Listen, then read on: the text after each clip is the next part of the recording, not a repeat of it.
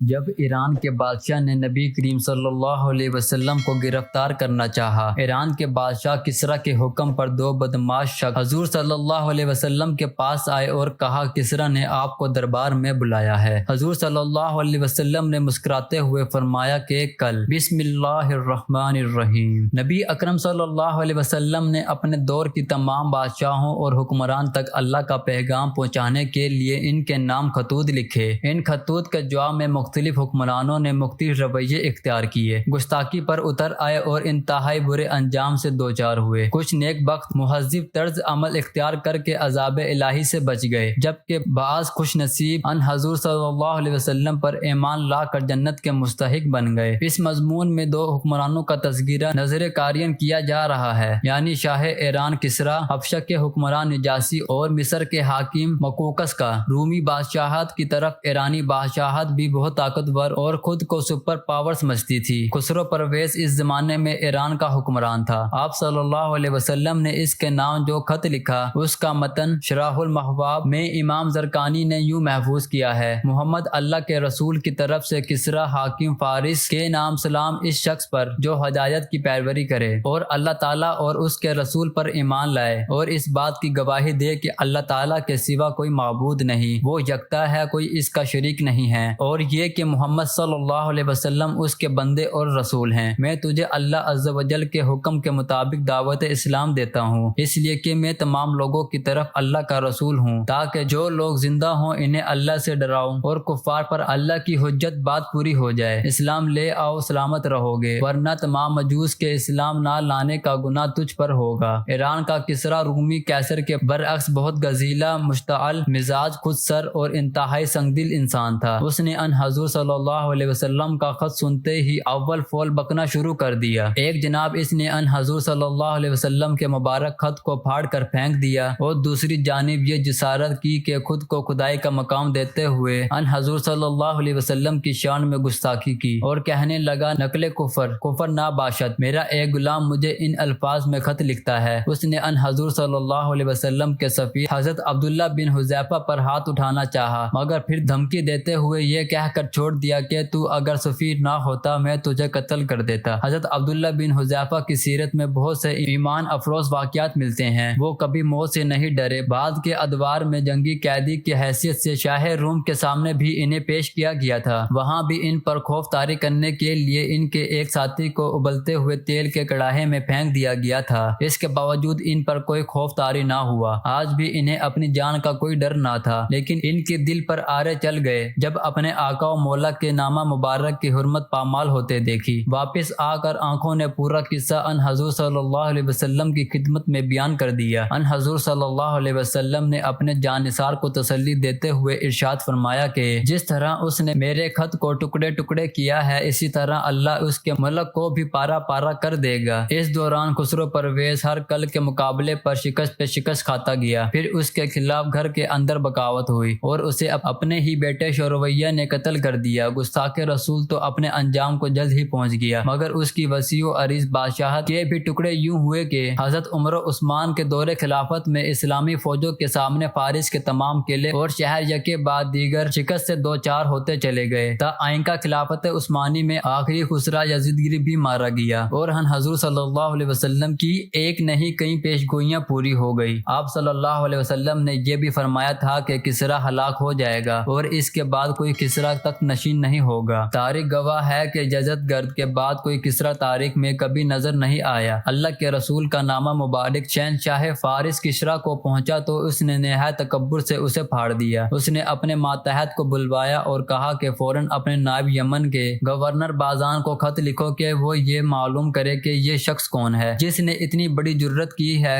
کہ مجھے خط لکھا اور میرے نام سے پہلے اپنا نام لکھ دیا۔ مزید برآں دو مضبوط اور توانا آدمی بھیجو اور اسے گرفتار کر کے میرے سامنے پیش کرو۔ چنانچہ بازان نے اپنے دو نہایت ہی سمجھدار آدمی روانہ کر دیے، جن میں سے ایک اس کا قہرمان داروغہ تھا اور دوسرے کا نام خرخرا تھا۔ انہیں حکم دیا کہ وہ رسول اللہ صلی اللہ علیہ وسلم کو گرفتار کر لائیں۔ یہ دونوں یمن سے طائف پہنچے، یہاں ایک قریشی سے ملے، اللہ کے رسول کے بارے میں پوچھا۔ اس نے بتایا کہ آپ مدینہ میں ہیں۔ طائف کے لوگ جب ان کے عزائم کا علم ہوا تو وہ بہت خوش ہوئے کہ لو مسئلہ حل ہو گیا۔ محمد صلی اللہ علیہ وسلم کو کسرا نے طلب کر لیا ہے، اب وہ خود ان سے نبٹ لے گا۔ قہرمان اور کھرکھورا مدینہ پہنچے۔ یہ دونوں بڑے ہٹے کٹے تھے، لمبی لمبی مونچھیں رکھی ہوئی تھی، داڑھی بالکل منڈوائی ہوئی تھی۔ یہ اللہ کے رسول کے پاس پہنچے۔ آپ صلی اللہ علیہ وسلم نے ان کی ہیبت غذائی دیکھی تو منہ پھیر لیا۔ قہرمان نے کہا، شہنشاہ کسرا نے حکم پر بازان بادشاہ نے ہمیں آپ صلی اللہ علیہ وسلم کو گرفتار کرنے کا حکم دیا ہے، چنانچہ میں آپ کو لینے آیا ہوں۔ اگر آپ صلی اللہ علیہ وسلم میرے ساتھ چلتے ہیں تو پھر وہ شہنشاہ کسرا کو سفارش کرے گا کہ آپ کو کچھ نہ کہا جائے اور آپ صلی اللہ علیہ وسلم کو کچھ عطا بھی کر دے، اور اگر آپ صلی اللہ علیہ وسلم نے جانے سے انکار کیا تو پھر آپ اسے خوب جانتے ہیں، وہ آپ صلی اللہ علیہ وسلم کو آپ کی قوم کو تباہ و برباد کرے گا، آپ صلی اللہ علیہ وسلم کی ہستیاں ویران کر دے گا۔ ان کی شکل و صورت دیکھ کر آپ صلی اللہ علیہ وسلم نے شدید نفرت کا اظہار کیا اور چہرے کی طرف اشارہ کر کے فرمایا، تمہارا ستیہ ناس ہو، تمہیں داڑھی منڈانے کا حکم کس نے دیا؟ انہوں نے کہا، ہمیں ہمارے آقا کسرا نے حکم دیا ہے۔ اللہ کے رسول نے ارشاد فرمایا، مگر میرے رب تعالیٰ نے مجھے داڑھی بڑھانے اور مونچھیں کٹوانے کا حکم دیا ہے۔ آپ صلی اللہ علیہ وسلم نے فرمایا، میرے پاس کل آنا۔ رات کو اللہ تعالیٰ نے رسول صلی اللہ علیہ وسلم کو وحی کے ذریعے بتلایا کہ فلاں ماہ کی فلاں تاریخ کو رات کے وقت کسرا کے بیٹے شیرویہ نے اپنے باپ کو قتل کر کے اقتدار پر مضبوط قبضہ کر لیا ہے۔ اگلے دن وہ دونوں پھر آئے۔ آپ صلی اللہ علیہ وسلم نے ان کو وحی الہی کے مطابق بتایا کہ تمہارے شہنشاہ کو اس کے بیٹے نے منگل 10 جمادی الاولی 7 ہجری کی رات کے 6 گھنٹے گزرنے کے بعد قتل کر کے حکومت خود سنبھال لی ہے۔ وہ دونوں حیران رہ گئے، بے ساختہ کہنے لگے، آپ صلی اللہ علیہ وسلم کو معلوم بھی ہے کہ آپ کیا کہہ رہے ہیں؟ آپ صلی اللہ علیہ وسلم نے فرمایا، میرے رب نے تمہارے رب کو ہلاک کر ڈالا۔ انہوں نے کہا، ہم ابھی بادشاہ بازان کو لکھے دیتے ہیں۔ فرمایا، ہاں، اس کو میری طرف سے یہ خبر پہنچا دو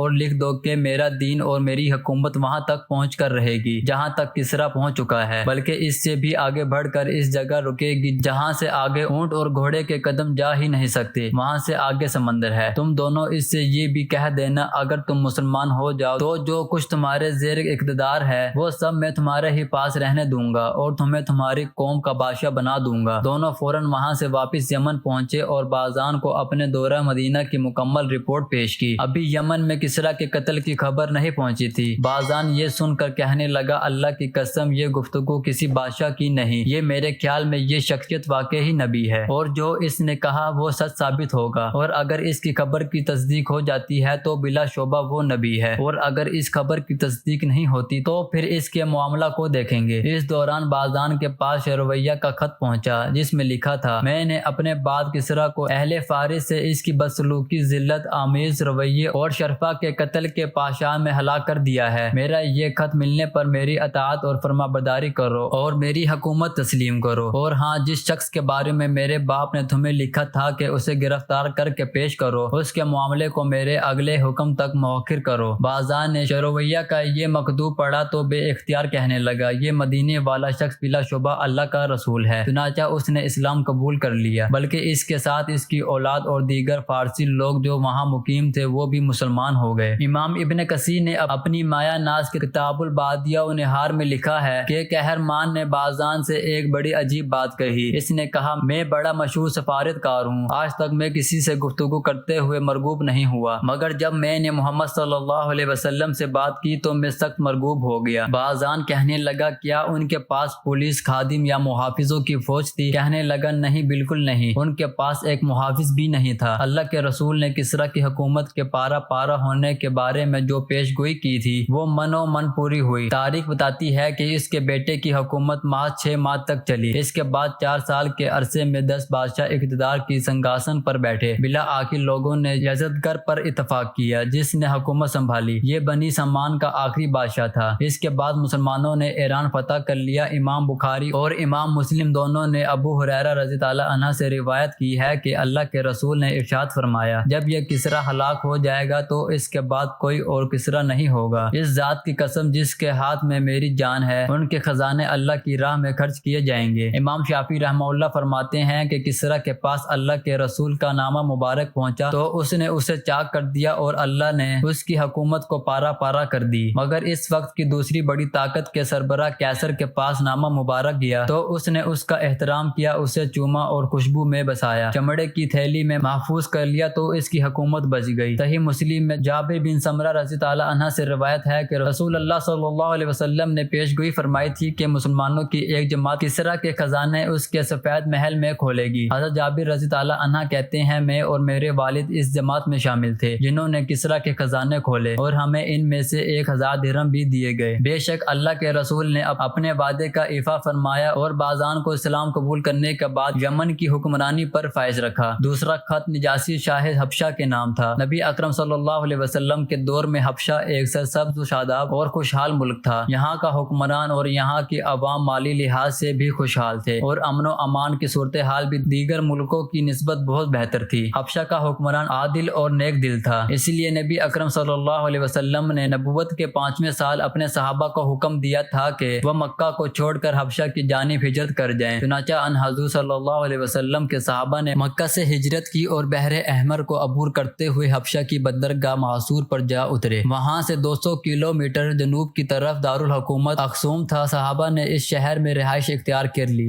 کر لی اور نہایت امن کے ساتھ یہاں وقت گزارا۔ یہ عرصہ تقریباً 15 سالوں پر محیط تھا۔ بادشاہ حبشہ کے دربار میں حضرت جعفر رضی اللہ عنہ کی معرکہ آرا تقریر بھی سیرت کی کتابوں میں مذکور ہے اور شاہ حبشہ کا سورہ مریم کی آیت سن کر ربکت سے آبدیدہ ہو جانا بھی ہماری تاریخ میں محفوظ ہے۔ اس بادشاہ کا نام اسحامہ بن ابجر تھا اور نجاشی اس کا لقب تھا۔ جس طرح روم اور ایران کے حکمران کیسر و کسرا کہلاتے تھے، افریقی زبان میں نجاشی کا تلفظ نجوس ہے اور اس کا معنی ہے بادشاہ۔ نجاشی کے نام ان حضور صلی اللہ علیہ وسلم نے جو خط لکھا وہ آپ صلی اللہ علیہ وسلم کے صحابی حضرت عمر بن امیہ زمری رضی اللہ عنہ نے اس تک پہنچایا۔ ان حضور صلی اللہ علیہ وسلم نے اپنے خط میں بادشاہ حبشہ کو بھی اس طرح اسلام کی دعوت دی جس طرح دوسرے ملوک و امراء کو دی تھی۔ نجاشی نے آپ صلی اللہ علیہ وسلم کا خط وصول کرتے ہی اسے اپنی آنکھوں سے لگایا اور ان حضور صلی اللہ علیہ وسلم پر ایمان لانے کا اعلان کر دیا۔ امام ابن کمیم نے زاد المعاد میں بیان کیا ہے کہ نجاشی نے اس موقع پر بر دربار میں قبول اسلام کے بعد جو خطاب فرمایا اس میں ان حضور صلی اللہ علیہ وسلم کو زبردست خراج تحسین پیش کیا۔ اس کی گفتگو کا خلاصہ یہ ہے، میں گواہی دیتا اور قسم کھاتا ہوں کہ آپ صلی اللہ علیہ وسلم وہی نبی امی ہیں جن کا اہل کتاب انتظار کر رہے ہیں، اور جس طرح حضرت موسیٰ علیہ السلام نے راکب الاحمار گدھے کے سوار سے حضرت عیسیٰ علیہ السلام کی بشارت دی ہے، اسی طرح راکب الجمل اونٹ سوار سے محمد صلی اللہ علیہ وسلم کی خوشخبری دی ہے۔ اور مجھے آپ صلی اللہ علیہ وسلم کی رسالت کا اس درجہ یقین ہے کہ عینی مشاہدے کے بعد بھی میرے اس یقین میں کوئی اضافہ نہ ہوگا۔ مورخین نے یہ بھی بیان کیا ہے کہ نجاشی نے قبول اسلام کے بعد ان حضور صلی اللہ علیہ وسلم کی خدمت میں جوابی خط لکھا اور اپنے قبول اسلام کی اطلاع دینے کے ساتھ یہ بھی لکھا کہ اگر آپ صلی اللہ علیہ وسلم فرمائے تو میں خود آپ صلی اللہ علیہ وسلم کی خدمت میں حاضر ہو جاؤں۔ نجاشی کا خط لے کر اس کا بیٹا اور اولی عہد 7 آدمیوں کے امراء بذریعہ کشتی حجاز کی طرف روانہ ہوا، مگر بدقسمتی سے یہ کشتی سمندر میں ڈوب گئی اور اس میں سوار لوگ جان بحق ہو گئے۔ بہرحال ان حضور صلی اللہ علیہ وسلم کو نجاشی کے قبول اسلام کی اطلاع مل گئی اور آپ صلی اللہ علیہ وسلم نے اس کو اپنے ملک پر عدل و انصاف کے ساتھ حکمرانی جاری رکھنے کی تلقین فرمائی۔ صحیح بخاری کتاب جنائز میں یہ حدیث درج ہے کہ ان حضور صلی اللہ علیہ وسلم نے حضرت نجاشی کی وفات پر صحابہ کو اس واقعے کی اطلاع دی اور اپنے اس سچے اور وفادار امتی کی غائبانہ نماز جنازہ پڑھائی۔ نجاشی کا انتقال جب سن 9 ہجری میں ہوا، حقیقت میں تو نجاشی حضرت جعفر رضی اللہ عنہ اور ان کے ساتھیوں کی دعوت و تبلیغ کے نتیجے ہی میں مسلمان ہو چکا تھا، مگر ان حضور صلی اللہ علیہ وسلم کا خط ملنے پر اس نے باقاعدہ اپنے قبول اسلام کا اعلان کیا۔ وقت کے تمام بادشاہوں اور حکمرانوں میں یہ شخص سب سے زیادہ خوش نصیب تھا۔ مصر کے حکمران کا نام مقوقس تھا، اس کے نام بھی ان حضور صلی اللہ علیہ وسلم نے خط لکھا جو حضرت حاتب بن ابی بلتہ رضی اللہ عنہ اس کے پاس لے کر گئے۔ مقوقس نے ان حضور صلی اللہ علیہ وسلم کا خط پڑھ کر پوچھا کہ کیا یہ نبی نہیں؟ حضرت حاتب رضی اللہ عنہ نے جواب دیا، کیوں نہیں، آپ اللہ تعالیٰ کے نبی اور رسول ہیں۔ مقوقس کہنے لگا، تو پھر کیا وجہ ہے کہ جب انہیں ان کی قوم نے ان کو گھر سے نکالا تو انہوں نے بد دعا نہ کی؟ حضرت حاتب رضی اللہ عنہ نے فرمایا، حضرت عیسیٰ علیہ السلام کے بارے میں آپ کیا کہتے ہیں؟ کیا وہ نبی نہیں تھے؟ تو پھر جب ان کی قوم نے ان کو سولی پر لٹکانے کا ارادہ کیا تو انہوں نے بد دعا کیوں نہ کی حتیٰ کہ اللہ تعالیٰ کو انہیں اٹھانا پڑا؟ مقوقس کہنے لگا، بہت خوب، تم ایک دانا شخص ہو جو کسی دانا شخص کے پاس آئے ہو۔ اس کے بعد مقوقس نے ان حضور صلی اللہ علیہ وسلم کے قاصد کو بہت عزت و احترام کے ساتھ ان حضور صلی اللہ علیہ وسلم کے نام اپنا پیغام دیا جس میں آپ صلی اللہ علیہ وسلم کی بھرپور تعریف تھی۔ اس نے ان حضور صلی اللہ علیہ وسلم کے لیے بہت سے تحفے بھی بھیجے۔ مقوقس نے تحفے کے طور پر حضرت ماریہ کپتا رضی اللہ عنہ اور حضرت سیرین رضی اللہ عنہ عنہ جو خوبصورت مصری لڑکیاں تھی بھی مدینہ بھیجوائیں۔ حضرت ماریہ رضی تعالی عنہ حضور صلی اللہ علیہ وسلم کے حرم میں داخل ہوئی۔ انہی کے بطن سے حضور صلی اللہ علیہ وسلم کے بیٹے حضرت ابراہیم پیدا ہوئے تھے۔ اللہ تعالی ہمیں دین کی مکمل سمجھ نصیب فرمائے اور ہمیں نیکوکاروں میں شامل کرے، آمین۔ ناظرین، کمنٹ باکس میں اللہ تعالیٰ کے 99 ناموں میں سے ایک نام ضرور ٹائپ کریں۔